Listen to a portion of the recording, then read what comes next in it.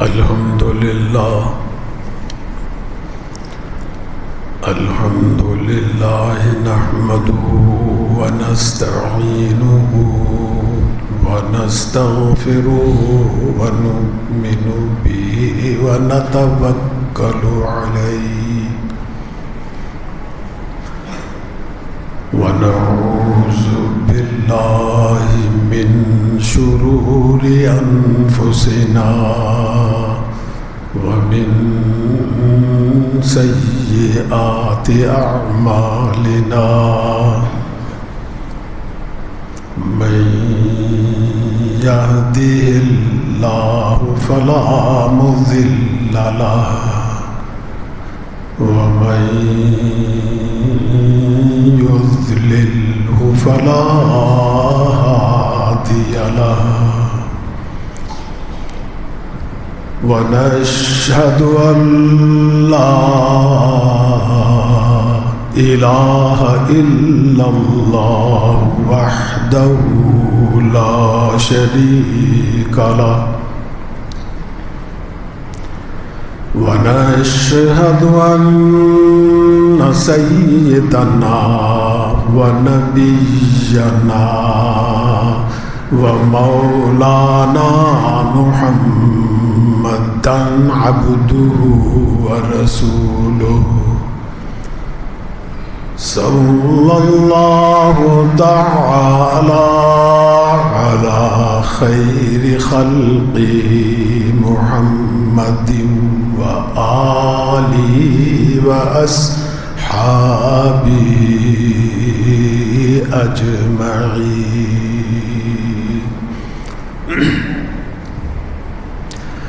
أما بعد فأعوذ بالله من الشيطان الرجيم بسم الله الرحمن الرحيم وآتوا حقه يوم حصاده وآتوا حقه يوم حصاده ولا تسرفوا إنه لا يحب المسرفين صدق الله مولانا العظيم وصدق رسوله النبي الكريم ونحن على ذلك من الشاهدين والشاكرين والحمد لله رب العالمين.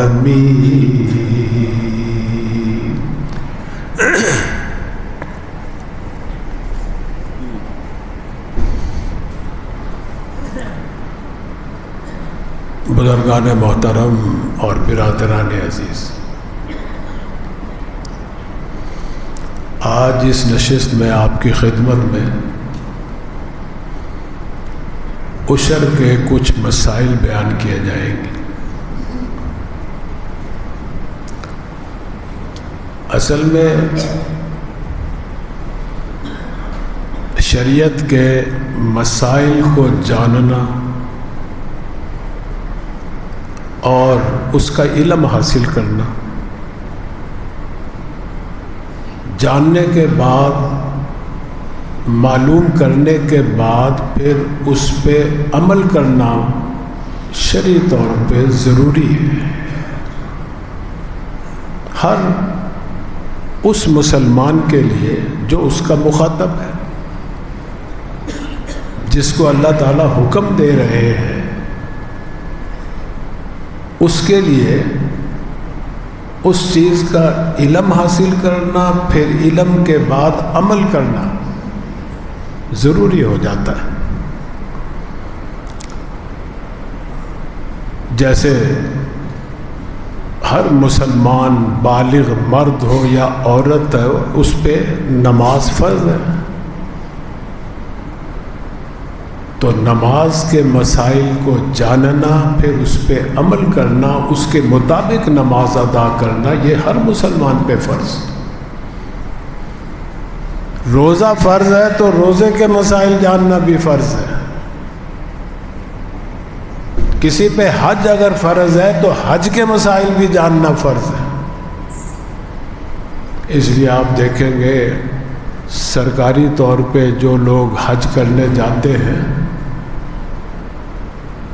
اسی شرعی حکم کے تحت وہ تربیت گاہیں بھی بناتے ہیں. حج جانے سے پہلے، حج پہ سفر پہ جانے سے پہلے ان کی ٹریننگ کا انتظام کرتے ہیں. انہیں بتاتے ہیں کہ حج کیسے کرنا ہے، کیا ارکان ہے اس کے اندر، کون سا رکن سے حج ہوتا ہے، اگر وہ نہ ادا کرو گے تو حج نہیں ہوگا. یہ ساری وہ تربیت گاہوں میں ٹریننگ دیتے ہیں. اسی طرح جس پہ زکوٰۃ فرض ہے تو اس کو زکوٰۃ کے مسائل سیکھنا ضروری ہے، پھر اس پہ عمل کرنا بھی ضروری ہے. عشر بھی ایک اللہ کا حکم ہے، جو میں نے یہ آیت کا ایک ٹکڑا پڑھا ہے.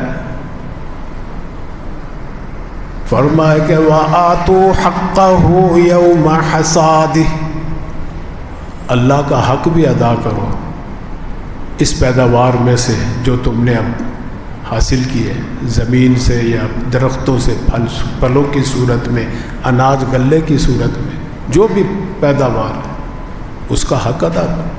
اللہ تعالیٰ حکم دے رہے ہیں تو اس حکم کا علم حاصل کرنا، اور پھر بھی کیسے اللہ کا حق ہے، کیا حق ہے اللہ کا، کتنا حق ہے، کب نکالنا ہے، اس کو کہاں خرچ کرنا ہے، یہ سارا علم حاصل کرنا بھی فرض ہے، پھر اس پر عمل کرنا بھی فرض ہے.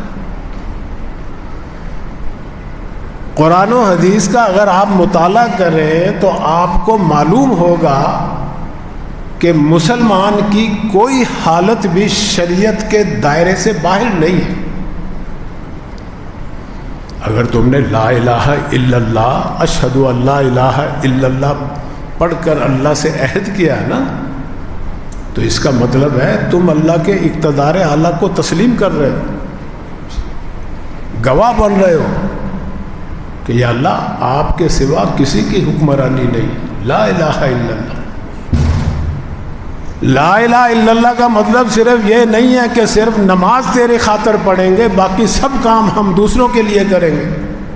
نہیں نہیں، یہ نہیں، یہ تو ساری زندگی کو اللہ کے حوالے کر رہے ہو تم. اسی لیے مسلم تو مسلم، نان مسلم کا حکم بھی شریعت میں ملے گا. غیر مسلموں کے بارے میں بھی شریعت آپ کی رہنمائی کرتی ہے کہ ان کے ساتھ کیسا معاملہ کرنا ہے، اللہ کا کیا حکم ہے. تو کسی مسلمان کا کوئی بھی کام ہے، چھوٹا ہے بڑا ہے، کوئی اس کی حالت اچھی ہے بری ہے، شریعت کے احاطے سے باہر نہیں ہے، اندر ہے.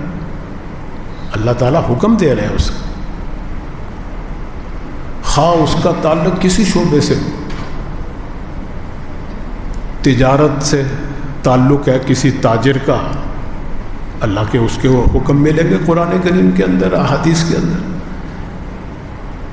کسی ذمہ دار کا تعلق زراعت سے ہے تو اس کے احکامات ملیں گے آپ کو قرآن و حدیث کے اندر. اگر آپ کا تعلق حکومت سے ہے، سیاست سے ہے، عدالت سے ہے، کسی بھی شعبے سے ہے، صنعت و حرفت سے ہے، مزارعت سے ہے، مزدوری سے ہے، اللہ تعالیٰ کے احکامات ملیں گے. اب مزدور ہے تو مزدوری کے احکام جاننا ضروری ہے، ذمہ دار ہے تو زراعت کے احکام جاننا ضروری ہے کہ کون سے قسم زراعت مزارعت پہ دو گے تو ناجائز ہو جائے گی اور کون سی جائز ہوگی. تاجر ہے تو اسے جاننا ضروری ہے کہ کس طرح تجارت کروں گا تو یہ حرام ہو جائے گی میری آمدنی، اور کیسے کروں گا تو حلال ہوگی. یہ سارے مسائل ہر اس شخص کو جس کا جس شعبے سے تعلق ہے وہ شعبہ جاننا اس کے لیے فرض ہے. اس لیے اللہ کے نبی کا بھی فرمان ہے، فرمایا کہ طلب العلم فریضۃ علی کل مسلم او کما قال، ہر مسلمان مرد عورت پر دین کا علم حاصل کرنا فرض ہے. فرض کا یہی مطلب ہے جو اس کا شعبہ ہے نا اس میں وہ علم حاصل کرے پھر وہ کام کرے. آپ یہ نہ سمجھیں کہ بس ہم پیدا ہو گئے تو اب شتر بے مہار کی طرح جیسے چاہے زندگی بسر کریں. ہرگز ایسا نہیں. اللہ نے ہمیں بیکار نہیں پیدا کیا. انسان تو اشرف المخلوقات ہے، ساری مخلوقات میں سے سب سے افضل و اعلیٰ اشرف بلند و بالا اللہ نے اس کو مقام مرتبہ عطا کیا. کیسے اس کو بیکار پیدا کر سکتے ہیں؟ اللہ نے تو گھاس کے تنکے کو بھی بیکار نہیں پیدا کیا. کوئی چیز بھی نکمی نہیں ملے گی آپ کو. علامہ اقبال مرحوم اسی کو کہتے ہیں نا، فرمائے کہ نہیں ہے چیز نکمی کوئی زمانے میں، نہیں ہے چیز نکمی کوئی زمانے میں، برا نہیں ہے کوئی قدرت کے کارخانے میں. یہاں ہر چیز کو اللہ نے کسی مقصد کے لیے پیدا کیا. خود اللہ تعالیٰ بھی فرما رہے ہیں سورہ قیامہ کے اندر، صرف مسلمان کے بارے میں نہیں، پوری انسانیت کے تمام انسانوں کے، انسان کا لفظ استعمال کیا اللہ نے. فرمایا کہ فلا صدق ولا صلى ولكن كذب وتولى ثم ذهب الى اهله يتمطى اولى لك فاولى ثم اولى لك فاولى ايحسب الانسان ان يترك سدى. کیا انسان یہ سمجھتا ہے کہ اللہ نے مجھے بیکار پیدا کیا کہ شتر بے مہار کی طرح زندگی بسر کروں؟ نہیں. کیوں پیدا کیا اللہ نے؟ کبھی غور کیا آپ نے؟ اللہ تعالیٰ جو خالق ہیں خود فرما رہے ہیں کہ میں نے کس مقصد کے لیے پیدا کیا. فرمایا کہ وَمَا خَلَقْتُ الْجِنَّ وَالْإِنسَ إِلَّا لِيَعْبُدُونَ. جنات اور انسانوں کو ہم نے اپنی عبادت کے لیے، اپنی عبدیت کے لیے، اپنی بندگی کے لیے، غلامی کے لیے پیدا کیا. عبد کا لفظ استعمال کر لیں. الا لیعبدون، عبد کا معنی کیا ہے؟ صرف نماز پڑھنا نہیں. عبد کا معنی ہے کہ جس شعبے میں بھی تم ہو اللہ جو حکم دیتا ہے ہاتھ باندھ کر اس کو پورا کرو، جیسے نماز کے اندر ہاتھ باندھ کے پورا کرتے ہیں. دیکھو نماز میں تو ہم سمجھتے ہیں کہ بھی اگر اللہ کا حکم کی خلاف ورزی ہوگی تو نماز نہیں ہوگی ہماری، لیکن تجارت ہے، زراعت ہے، حکومت ہے، سیاست ہے، عدالت ہے، قضاء ہے، اس کو ہم سمجھتے ہی نہیں. حالانکہ ان میں بھی اللہ کا حکم موجود ہے، وہ بھی بالکل اسی طرح، بلکہ نماز سے بھی زیادہ ضروری ہے وہ احکامات پورے کرنے اللہ کے. اس لیے کہ یہ تو اللہ کے ساتھ ہے نا اس کا تعلق، حقوق اللہ میں سے ہے نماز پڑھنا. اللہ تعالیٰ تو بڑے معاف کرنے والے ہیں. ساری زندگی نہیں کسی کو نماز پڑھی، توبہ کر لے سچے دل سے، اللہ پھر بھی معاف کرنے والے ہیں. لیکن بھائی وہ جو بندوں کا حق کسی نے کھایا، رشوت لی، ملاوٹ کی، کم تولا، کم ماپا، کسی کو گالی دی، غیبت کی، چغلی کھائی، سود کھایا، جوا کھیلا، یہ زبردستی زنا بالجبر کیا، زنا بالرضا کیا، جیسے کیسے بھی اللہ کے حکم کا پامال کیا، اس میں اللہ بھی ناراض ہوتے ہیں، اس بندے کا حق بھی ضائع جاتا ہے. اللہ بھی نہیں معاف کرتے جب تک کہ وہ بندہ نہیں معاف کرے. تو میں عرض یہ کر رہا تھا کہ شریعت کے احکامات کو جاننا، ان کا علم حاصل کرنا، وہ بھی فرض کے درجے میں ہے. پھر اس پر عمل کرنا وہ بھی واجب اور ضروری اور فرض کے درجے میں. خواہ وہ عشر ہو، خواہ وہ زکوٰۃ ہو، خواہ وہ روزہ ہو، حج ہو، تجارت ہو، سیاست ہو، جو بھی ہو۔ تو میں عرض یہ کر رہا تھا کہ عشر کے احکامات کیا ہیں۔ یہ ایک چونکہ مالی عبادت ہے، اس پہ عمل کرنا، نہ حکم سیکھنا تو درکنار، وہ تو ہم جانتے ہی نہیں، الا ماشاء اللہ کبھی کبھار کوئی مسئلہ پوچھ لیتا ہے کہ جی عشر پیداوار میں خرچے نکال کے دے یا خرچوں سے پہلے دے، بہرحال پوچھ لیتے ہیں بات، لیکن بھی عمل کرنے والے تو بہت کم ہیں، اس لیے کہ یہ ہے مالی عبادت۔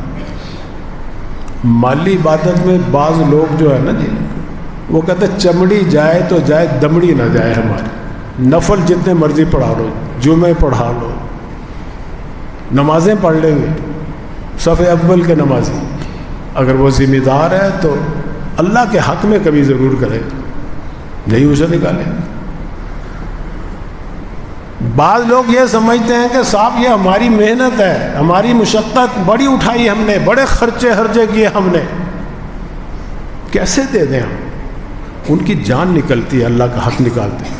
حالانکہ اللہ نے یہ نہیں کہا کہ یہ غریبوں کا حق ہے، اگرچہ ہے غریبوں کا ہی حق ہے، لیکن اللہ نے اس حق کی نسبت بھی اپنی طرف کی کہ غریبوں کا حق سمجھ کے تو یہ بالکل ہی نہیں دیں گے، چلو میرا حق سمجھ کے کچھ تو ان کے دل میں میری عظمت ہے، ہو سکتا ہے کچھ نکال دیں، اس لیے اللہ تعالیٰ اپنی طرف نسبت کر رہے ہیں۔ فرمائے کہ وَآتُوا حَقَّهُ يَوْمَ حَصَادِ، عطا کرو، ادا کرو، دو اس کا حق جس دن تم اس کی کٹائی کرو گے۔ تو جو لوگ یہ سمجھتے ہیں کہ نہیں صاحب زمین میری، بیج میرا، ہل میرا، ٹریکٹر میرا، فصل میری، پیداوار میری، میری ہر چیز، وہ دھوکے میں ہے۔ بہت سے لوگ سمجھتے ہیں کہ جی میں نے علم و ہنر سے کمایا ہے، میں نے یہ مال جو ہے، یہ جو فیکٹری بنائی ہے یا دکان بنائی ہے، میں نے اپنی صلاحیت سے، اپنی طاقت و قوت سے بنائی ہے۔ یہ بھی دھوکے میں ہے، جیسے قارون کو دھوکہ لگ گیا۔ آپ نظر ڈال کے دیکھیں، دنیا میں مشاہدہ ہوگا آپ کو کہ بہت سے ایسے عقل مند، علم و ہنر والے، بڑی لیاقت، صلاحیت، تعلیم یافتہ، بے روزگار پھر رہے، تنگ دست، مفلسی کا شکار، خودکشیاں کر لیتے ہیں بیچارے، اور کئی ایسے بے وقوف، احمق، جاہل، ان پڑھ ملیں گے، زمین سے بڑی پیداوار حاصل کر لیتے ہیں، بڑا مال کما لیتے ہیں۔ تو معلوم ہوا کہ یہ ہماری لیاقت و صلاحیت یا علم و ہنر کے اوپر دار و مدار نہیں ہے کہ اللہ کی مال دیتا۔ اللہ تعالیٰ کہتے ہیں میں جس کو چاہتا ہوں نا، جس کو میں چاہتا ہوں، خواہ وہ عقل مند ہے، خواہ وہ ان پڑھ جاہل ہے، تعلیم یافتہ ہے، اس کو میں دیتا ہوں، بغیر حساب کے بھی دے دیتا ہوں۔ فرمائے کہ ان اللہ یرزق من یشاء بغیر حساب، اللہ تعالیٰ جس کو چاہتے ہیں بغیر حساب کے بھی رزق عطا فرماتے ہیں، مال عطا فرماتے ہیں، دولت عطا فرماتے ہیں، زمینیں عطا فرماتے ہیں، پیداوار عطا فرماتے ہیں۔